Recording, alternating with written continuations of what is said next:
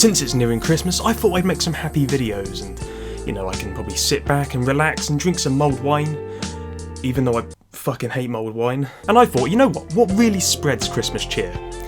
Isolation and darkness. So in this video, this man needs no introduction, because you've probably seen the title.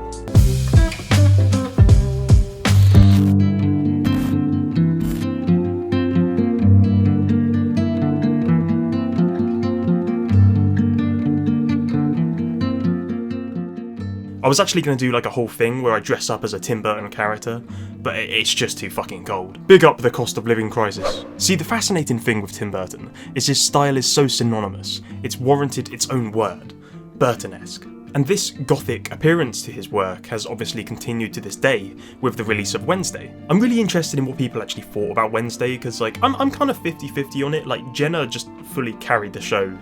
And it's like, I mean, it's a good thing because her character's name is literally the title. But consistently adopting this style just isn't easy. I mean, The Addams Family was made by Charles Addams, who drew the original depictions on single-panel cartoons. And to be fair, the style like really hands itself to Tim Burton's own style. I think it, you know, in terms of carrying over, like he's clearly made it his own. Even though I kind of liked Barry Sonnenfeld's depiction a lot more. Well, when Tim was young, he was known to be a slight recluse. It's been on record that he just didn't really mix well with other people around him, especially children his age, because he just saw the world in a different light. He sees it in his own way, and it's speculated that he actually has Asperger's, which can absolutely make someone perceive life in an alternate way. It's like how you take in your surroundings, and even like things you derive enjoyment from, and whether or not Tim actually had Asperger's, you know, it doesn't affect how good of a storyteller he is. I can actually picture him just sitting in his room, drawing all these different characters and putting them in his own little stories in his head. And this is kind of the reason why I like him so much, because this is something he deeply cared about. And for him to manifest it into a successful career is a story in itself. Like, it would have been a massive loss if he wasn't recognised in the film industry, but he was. He made The Island of Dr. Agor when he was 13 with a Super 8 camera. One of these. I haven't got any film in it, have I? Shit. One day I should just record an entire video just on a Super 8 and just see what happens. I'll have to get it developed and everything, it'd be the most difficult. Go on, man. Ah, fuck it, I'll just put it over there. He made illustrated books, which Disney always rejected. I mean, probably because they were just creepy, but I mean, they always did tell him he was a really good artist. He went to the California Institute of Arts and was accepted into the new character animation program in 1976. In his class was Henry Selick, you've got Rob Minkoff, you've got Glenn Keane, Brenda Chapman. I mean, to be honest, I mean, in that year, the Institutes of Arts, they had like some banging alumni because they went on to make some like really good shit. Like, they've all done so well. And from there, he got an apprenticeship as a concept artist for Disney after making The Stork of the Celery Monster. Things were just so much more accessible back then, like, jeez. And this is where he was noticed by his executives. He made Vincent in 1982, a 6-minute short which was shown at the Chicago International Film Festival. And it's awesome because the film is based on a kid wanting to be like his favourite actor, Vincent Price, which is exactly how Tim Burton was. He idealised this guy. And so when Tim actually pitched the idea to Disney, they were like, okay. And so guess who they got to narrate it? Vincent Price. And like, if I was Tim in that situation, I would have been gassed. And if you haven't actually seen Vincent, I really recommend you do, because it encapsulates everything Burton still holds dear today. And it's also really fun just going back and seeing directors' debut films, because you can really see their early influences and how they've changed over the years. Tim was obsessed with the macabre. It's stated that his favourite childhood film was actually The Wicker Man. I mean, why am I not surprised? But a major source of inspiration for Tim was actually German Expressionism. And I kind of want to make a separate video on this because, you know, German Expressionism, the whole movement is incredible. Czech movement as well, it's all amazing. And though it's never, like, confirmed, I can really take a good guess at what films Tim Burton really took inspiration from. I mean, one being Nosferatu, which is just, you know, a masterpiece and a classic in its own right.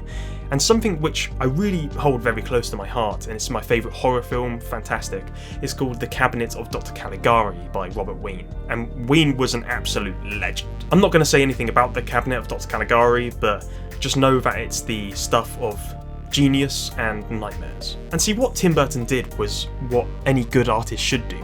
He derived inspiration from a style that resonated with him and made it his own. The chiaroscuro lighting, the warped buildings, and illogical physics sprinkled with gothic subtext, and you have yourself a Burton-esque piece. Obviously, Tim is quite a unique individual, and his range really got limited at Disney. They didn't really know what to do with him. And eventually he left and went on to work on Pee-wee's Big Adventure, which of course led on to bigger and better things. The themes of course tie into his style, whether it be the rejection of traditional social values, dealing with isolation and looking at strangeness in a positive light, kind of like Frankenweenie. I mean, he's usually dealing with characters who are far outside of the concept of normal. I mean, if you take like Corpse Bride for example, which is like my favourite Tim Burton film, Vincent as a character just completely rejects and contrasts with any ideals set out by his family. And I actually wish Tim would work on more animated films because I think it gives him more freedom than live action does, and I've mentioned in a lot of other videos that animation is a whole different realm. It's a whole different playground where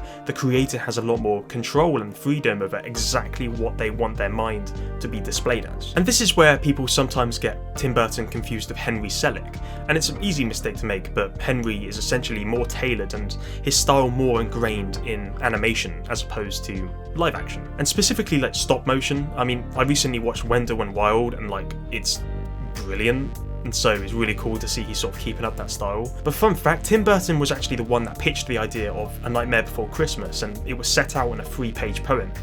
And so what happened was Tim Burton was actually busy making the Batman, and so the film got carried over to Henry, who eventually directed it. But a lot of the time it was actually pitched to the audiences through advertisements and whatever that it was Tim Burton's creation, and it was, but Henry Selick was the director. I mean, it's kind of like they collabed on the project, more or less, but you can see the Tim Burton influence in everything. You might ask, has Tim's work really changed over the years? And I'd say yes, but not massively. I think him keeping in touch with Johnny Depp and Helena Bonham Carter and Winona Ryder is probably some of the best decisions he's ever made. See, with Tim's films, there's always a level of interconnectedness. I mean, you can go back to Vincent, and it's heavily inspired by the works of Edgar Allan Poe. And even the last line in Vincent is Nevermore, which is from The Raven. And, you know, guess what the Academy is called? In Wednesday, Nevermore. I mean, everything's tied together. And you know Beetlejuice? Well, guess what makes a cameo? And I think at this point, we're just dealing with the BCU. And since Tim has just such a closely knit style, all of his films can absolutely be seen as being in the same universe. It's because they're all presented in very similar ways. See, it's all about contrast. I mean, the great majority of Tim's characters are shrouded in black and white, and with the occasional alteration which can come across as very distinct. It's like when colour is used in Sweeney Todd, and it's graded to be as oversaturated as possible to divide our character's situation from what they'd consider paradise.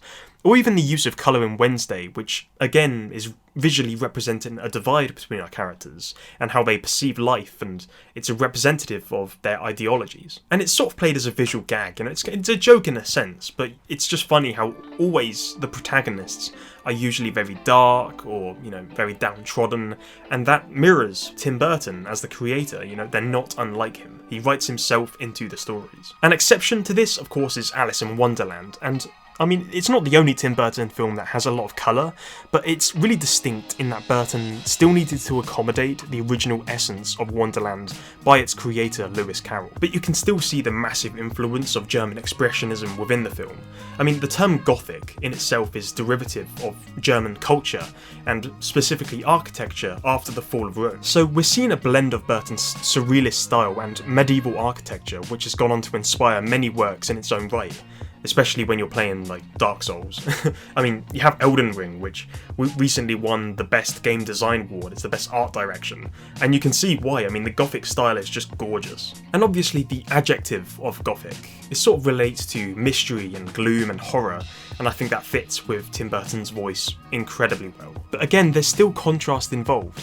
Burton uses colour to separate the deprived good from the usually flamboyant evil. And don't get me started on costume and character design, that's a whole new world. See, the foundation for great character design is all down to shapes. And this is something Disney and like DreamWorks and high-end production studios have done really well, and I really wanted to put animation at the forefront, and to be honest, that's usually what I do anyway on this channel. I really like to look at Burton's characters from a drawn perspective as opposed to just what you see. I mean, with the traditional sort of morally good character, you have something seen as well-rounded, oval-shaped, rectangular shaped, which sort of gives off the impression that the character embodies strength or sort of empathy and moral goodwill. They're all attributes we'd connect to sort of good protagonists, but Tim Burton flips it, and the majority of his protagonists are actually perceived as dark, crooked, jagged, and half the time they look like villains. Most of the time because they are. They're usually quite thin and crooked, they lack sanity, they're outcasts. They're searching for something to hold on to, whether it be a loved one or what they perceive to be their ideal life, or revenge. I mean, they never have a soft appearance. And the villains are more or less depicted in the same light, with alternate gluttonous goals. I mean, Edward Scissorhands is partially inspired by Robert Smith, the lead singer of The Cure. Basically, like, Tim Burton was just the original goth. As for his future endeavours, we're really likely to get another season of Wednesday. I'm not going to say anything about it, but yeah. And I'm kind of down for that. I mean, there are a lot of decisions and a lot of things I could say about Wednesday, but I'm going to, leave that up to the comments because I'm interested to see what you guys sort of have a thing about that. I'm a bit unsure on the casting, personally, and the sort of setting. Again, I've established I preferred the other version, but to each their own. Obviously, Beetlejuice 2 is confirmed, and I'm gassed for this because obviously we have Michael Keaton coming back in the role, we have Winona Ryder, and as far as I'm aware, Johnny Depp is actually coming to the role as well. Everyone's coming back. Like, I'm really interested to see how Tim tackles Beetlejuice in this day and age. I think what worked really well back then was incorporating practical effects. I think those are just so charming, and like, they don't usually ever age, but of course it is blended with CGI here and there, which, it hasn't aged amazingly well, but now it will probably rely on a lot more CGI, and I think if it's stylized in the right way, similar to how the certain thing in Wednesday is, it actually might work quite well. I don't think it seemed out of place. I think it's obviously stylized, but will it work? Will the story be good? That's all up in the air. I hope it will. But really, from the colour palette to the characters and the ideologies they possess, to the warped architecture and surrealist artwork, in Tim's world, we're all flawed. And I think that's so much more symbiotic of our real world than our mainstream media depicts. Humans can have a dark side. It's naturally built into us, and I like to think Burton's works really captures this and exposes the world, not in a light-hearted, warm way, but cloaked in perpetual darkness.